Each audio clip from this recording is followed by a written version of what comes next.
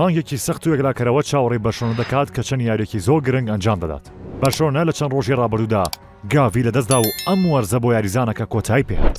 بەڵام هیچ کاتێکی نییە بۆ خەمباری و پێویستە خێرا بیر لە یاریەکانی داهاتوو بکاتەوە.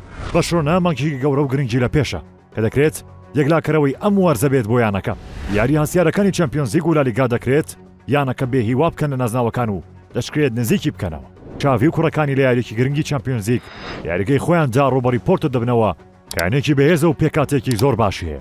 پاش دۆڕەنەکەشی بەرامبەر شاختار بەرشلۆنە پێویستی بە بردنەوەی تا قۆناغی کۆمەڵەکان ببڕێت.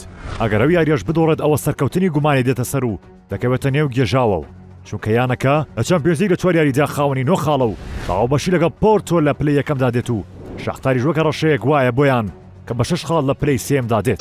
دواتر بەرشلۆنە 2 یاری لەسەر یەک لە یاریگای خۆی لە لالیگا بەرامبەر ژیرونا و ئەتلێتیکۆ مەدرید ئەنجام دەدات. هەردوو یانەکە لەم وەرزەدا ئاستێکی نایابیان پێشکەش کردووە و کێبڕکەی نازناوەکە دەکەن. بەرشلۆنەش بۆ بەردەوام بوون لە مرملانەی بەدەستهێنانی نازناوەکە دەبێت ئەم 2 یاریە نەدۆڕێنێت. دواتر یانەکەی کەتەلۆنیا لە بەلجیکا بەرامبەر ئەنترۆب یاری دەکات کە گەری هەیە یاریەکی یەکلاکەرەوە بێت. دوای ئەواژ لە لالیگا دەبێتە میوانی ڤالەنسیا و دواتر لە دوای یاری فەرمی ئەمساڵدا میوانداری یانەی ئەلمێریا دەکات. لەبەرەوەش دەکرێت مانگی 12 داهاتوو یەکلاکەرەوە بێت بۆ بەرشلۆنە و تا ڕادەیەک ئەم وەرزە بۆ یانەکەی کەتەلۆنیا ڕوون بێتەوە.